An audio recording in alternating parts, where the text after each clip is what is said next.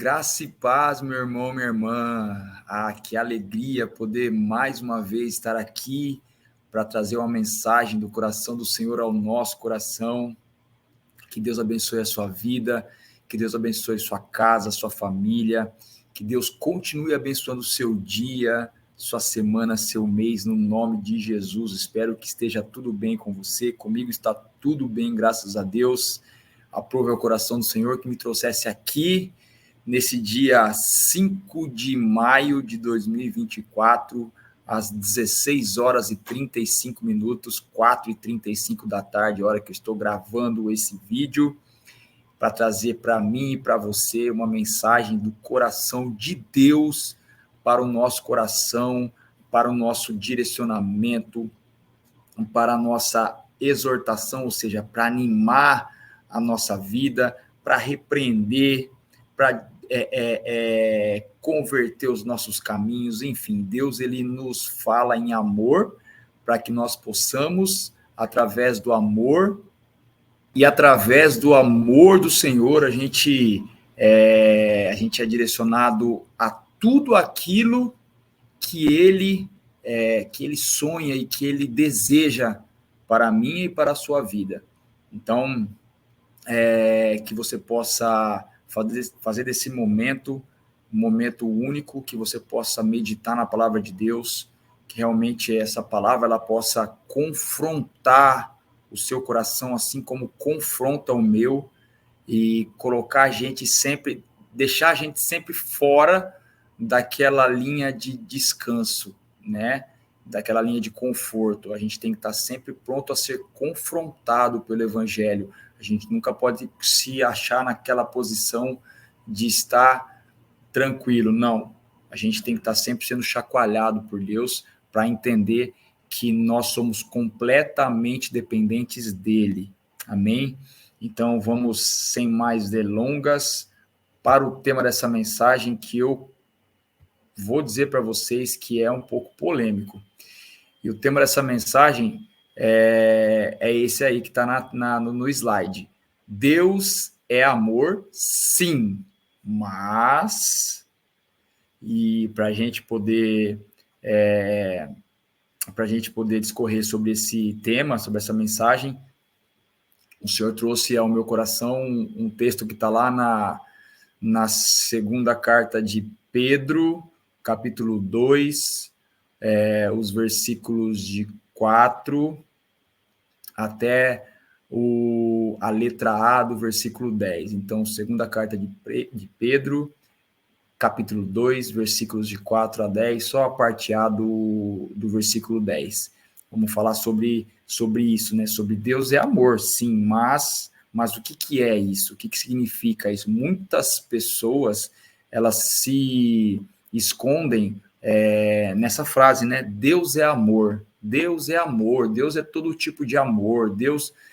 E as pessoas falam isso simplesmente pela ignorância de não conhecer Deus, ou de não buscar conhecer Deus, porque, lógico, ninguém vai conhecer Deus na sua plenitude, ninguém vai conhecer Deus na sua totalidade, mas aquele que busca conhecer o Senhor vai receber do Senhor aquilo que Ele quer que nós saibamos.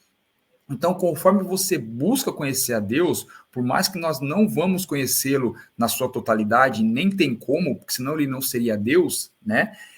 Mas aquilo que você busca no seu coração, ele vai te entregar à medida com que ele deseja te entregar. Então, o conhecimento que Deus quer que eu e você tenhamos dele, e o conhecimento que ele quer que eu tenha dele, às vezes não é o mesmo que ele quer que você tenha, mas o conhecimento que ele quer que nós tenhamos, ele só vai vir à medida que nós o buscamos. Então, Deus ele não vai entregar nada para nós que nós não estejamos com vontade, com fome, com sede de ter.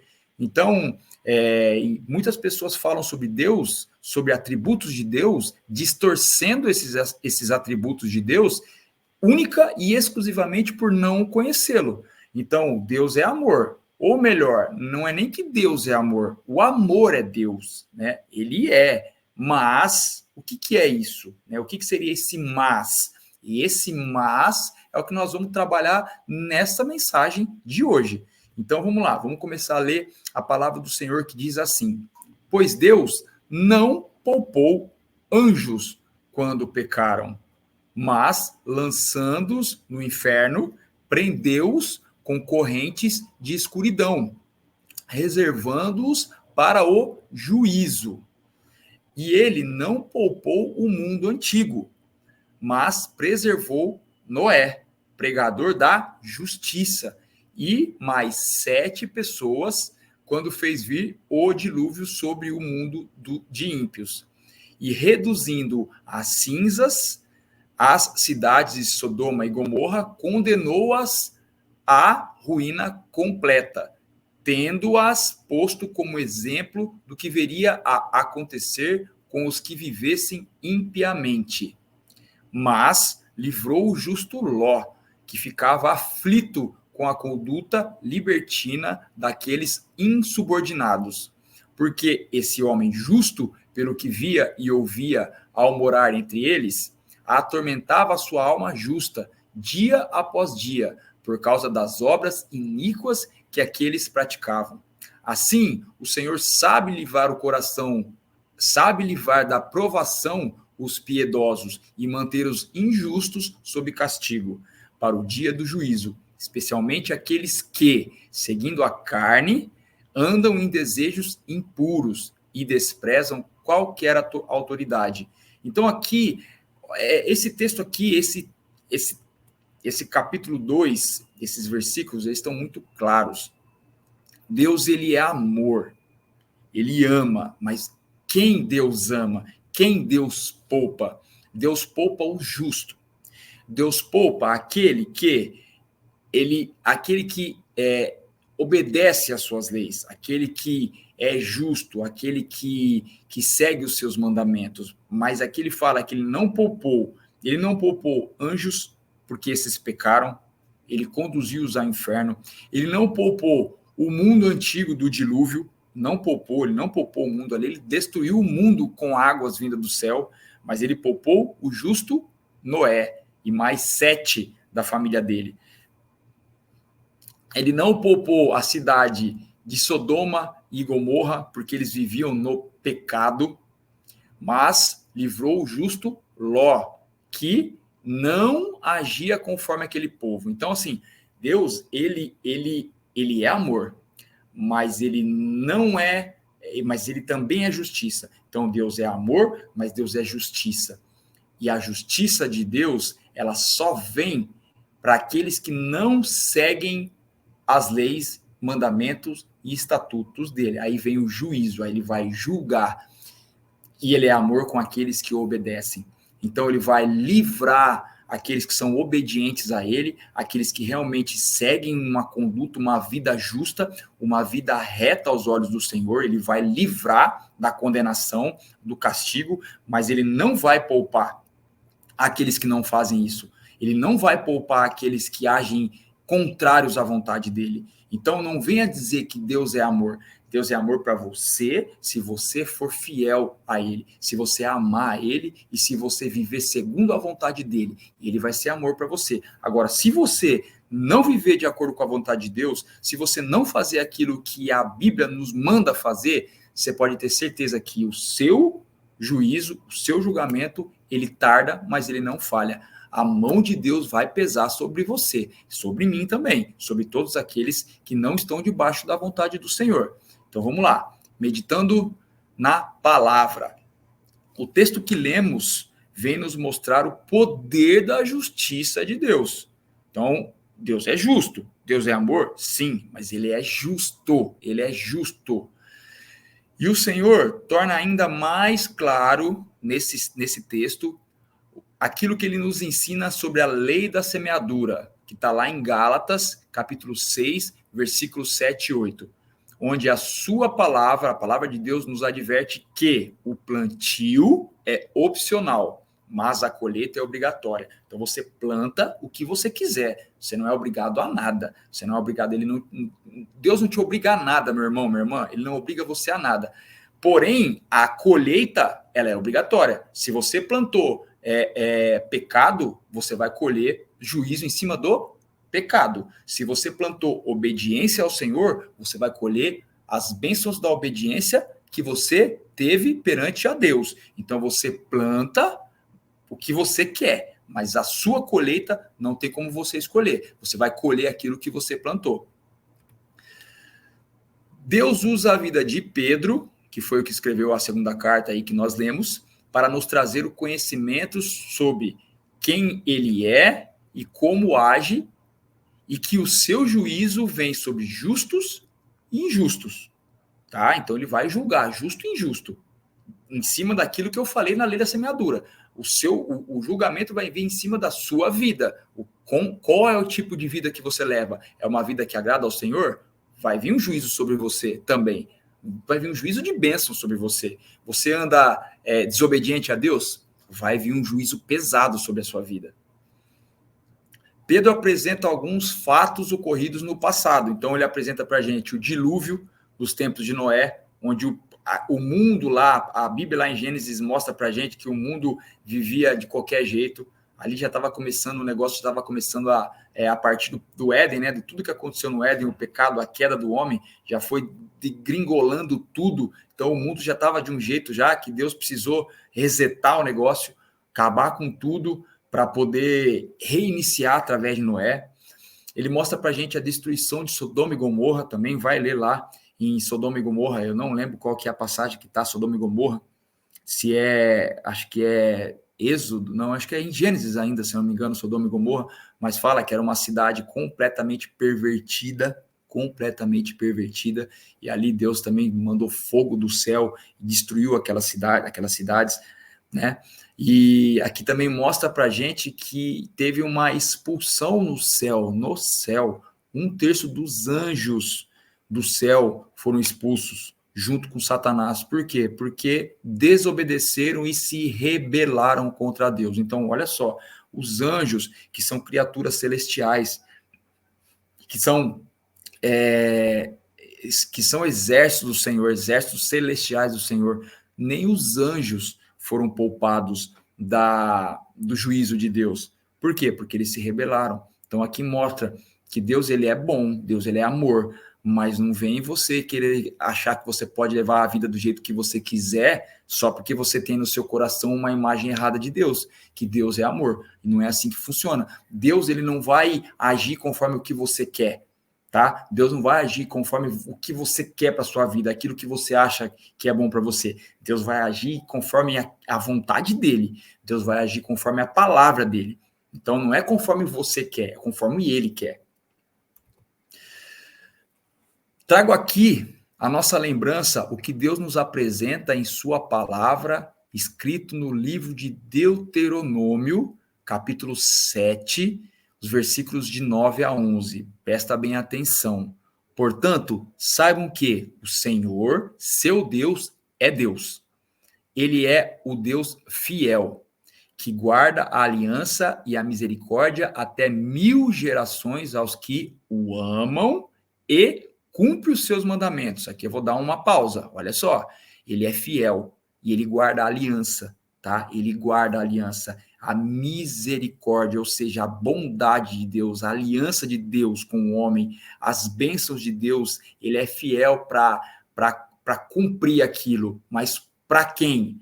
Para quem o ama e cumpre os seus mandamentos. Certo? Então, presta atenção. Eu vou continuar aqui. Porém, ele retribui diretamente aos que o odeiam, fazendo-os perecer, ou seja, fazendo-os sofrer, ou seja, pagar por aquilo que fez, tá? Ele não demora em castigar aqueles que o odeiam, prontamente lhes retribuirá. Portanto, deixa eu só dar uma pausa aqui. O que é odiar a Deus? Às vezes as pessoas elas não odeiam a Deus, elas amam ao Senhor, mas elas não vivem segundo a vontade de Deus. Tem muita gente que conhece Deus, que tem um certo respeito pelo Senhor, mas para por aí. elas não vivem de acordo com a vontade de Deus. Elas não fazem aquilo que está escrito na Sagrada Escritura. E a Bíblia é um livro que traz para a gente aquilo que Deus quer de nós. Tudo que está escrito na Bíblia é para o nosso ensino, é para mostrar a vida que nós precisamos caminhar, é para mostrar como que a gente precisa caminhar nessa vida. Está tudo escrito ali. Então, tem muita gente que ama a Deus de uma forma, mas que nem pega a Bíblia para ler, que nem sabe o que está escrito na Bíblia. Eu era uma pessoa que eu tinha um certo amor por Deus. Eu tinha. Mas eu nunca nem tinha aberto a Bíblia para ler. Eu nem sabia direito quem que era Deus. Eu fazia uma imagem de Deus daquilo que eu ouvia dos outros, sabe? E eu não vivia de acordo com a vontade de Deus, muito pelo contrário, a minha vida era toda torta. Então, amar a Deus, o que é? Tá aqui, ó, vou continuar aqui, ó. Portanto, guardem os mandamentos, os estatutos e os juízos que hoje lhes mando cumprir. Isso é amar a Deus, de verdade. Isso é amar a Deus de verdade. É você guardar os mandamentos, estatutos e os juízos. Guardar seria o quê? Guardar no seu coração e praticar aquilo, colocar em prática. Aí você está mostrando que realmente você é uma pessoa que leva uma vida que agrada ao Senhor. Porque além de você dizer que você ama Ele com a sua boca, com o seu coração, você vive aquilo que Ele ensina, aquilo que Ele quer que nós vivamos. Aí sim, isso vai fazer com que as bênçãos de Deus, elas sejam derramadas em nós e até a milésima geração que vier através de nós, tá? Mas se você não fizer isso, se você amar a Deus do jeito que você acha que tem que ser, você pode ter certeza que o juízo dele vai vir e ele vai fazer você pagar por aquilo. Você vai sofrer as consequências daquilo que você vive. 2 Pedro 2, 9, para fechar nessa parte, diz assim: assim o Senhor sabe livrar da provação, assim o Senhor sabe livrar da provação os piedosos e manter os injustos sob castigo. Presta atenção. Para o dia do juízo. Especialmente aqueles que, seguindo a carne, ou seja, seguindo a própria vontade, andam em desejos impuros e desprezam qualquer autoridade que venha do céu, qualquer autoridade que venha da Bíblia, da palavra do Senhor, tá? Então, tá muito claro isso aqui, tá muito claro. Para a gente concluir, tá? Para a gente terminar essa mensagem, Deus é amor para aqueles que o amam, mas amar a Deus não é você apenas falar que você ama a Deus e você viver uma vida baseada naquilo que você imagina ser certo. Isso não é amar a Deus. Amar a Deus é você viver uma vida baseada no que a palavra do Senhor pede para que nós vivamos, para que as Sagradas Escrituras pedem para que nós vivamos. E a Bíblia, de Gênesis a Apocalipse, ela é um ensinamento da maneira com que Deus quer que a gente viva. E ali mostra tudo o que vai acontecer com a gente, se a gente agradar ou não agradar ao Senhor. A Bíblia está repleta de ensinamentos para nós sobre isso. Então, concluindo aqui, Deus é amor para aqueles que o amam, mas juízo para aqueles que não o obedecem. Então, deixa eu tirar aqui o slide para a gente terminar a mensagem. Então, meu irmão, minha irmã, muitas pessoas falam sobre Deus em cima daquilo que elas acham, do que elas pensam sobre Deus. E eu vou falar o que eu falei no início da mensagem. Ninguém vai conhecer Deus na sua plenitude, ninguém vai conhecer Deus na sua completude, tá? A não ser que Deus queira. Mas, deixa eu falar uma coisa para você. Se você tiver um coração sedento cheio de fome e sede em querer conhecê-lo, você pode ter certeza que ele vai se manifestar na sua vida na mesma proporção com que você quer conhecer dele. Então, tudo aquilo que Deus quiser, que ele quiser que você conheça dele, você vai conhecer, mas você precisa querer.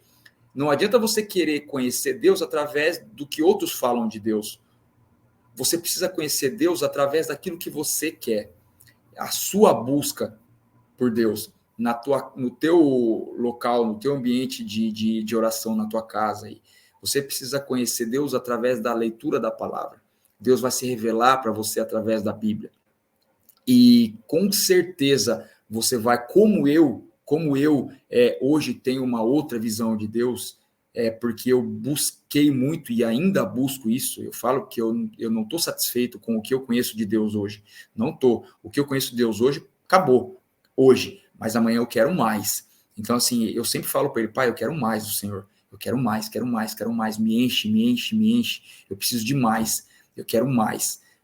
Mas para que eu quero isso? Para que eu possa viver isso, para que eu possa transmitir para aqueles que não o conhecem, que possam conhecer a Deus da maneira com que eu conheço. Então, e ele me entrega tudo aquilo que ele acha cabível ou que está no coração de Deus, que venha para o meu coração, ele vai me entregar porque ele está vendo que eu tenho uma busca, que eu busco. Então, hoje eu não me baseio em Deus daquilo que eu acho que Deus é. Eu me baseio em Deus daquilo que ele me entrega sobre ele mesmo. Então, é Deus que me fala sobre ele. Não sai de mim o que eu falo sobre Deus. O que eu venho trazer aqui para você, para nós, não é aquilo que vem de mim, é aquilo que o Espírito Santo me enche para falar. Eu peço muito para que, quando eu esteja aqui falando, não seja eu falando para vocês, mas que o Espírito Santo fale através de mim, para que eu não venha falar nenhuma besteira, nenhuma heresia, nenhuma palavra que venha... que vá conduzir você a caminhos errados. Não, muito pelo contrário, eu consagro o meu dia, eu entrego a minha vida para Deus, e eu peço para que o Espírito Santo me encha, porque a palavra de Deus diz que convém que ele cresça e eu diminua. Mas aquilo que eu conheço de Deus é aquilo que ele me traz o conhecimento. Então, não se baseie em quem Deus é ou no que ele é através daquilo que você pensa. Porque se for através daquilo que você pensa, meu irmão, minha irmã, você vai viver uma vida que agrada a você, que agrada a você mesmo. Você vai trazer um conhecimento de Deus conforme está no seu coração, para que aquilo seja caiba em você, para que aquilo seja, como eu posso dizer, complete uma vida que você quer viver. E não é assim. Você precisa trazer o conhecimento de Deus e entender que a vontade dele tem que ser soberana, para que a vida que Deus quer que você viva, seja a vida que você viva, não a vida que você quer viver.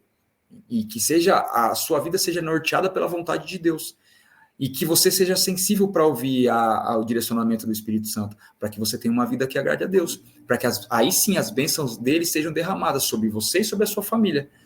Porque senão o juízo dele vai vir, vai pesar. E não sou eu que estou falando, a palavra diz, a palavra de Deus diz.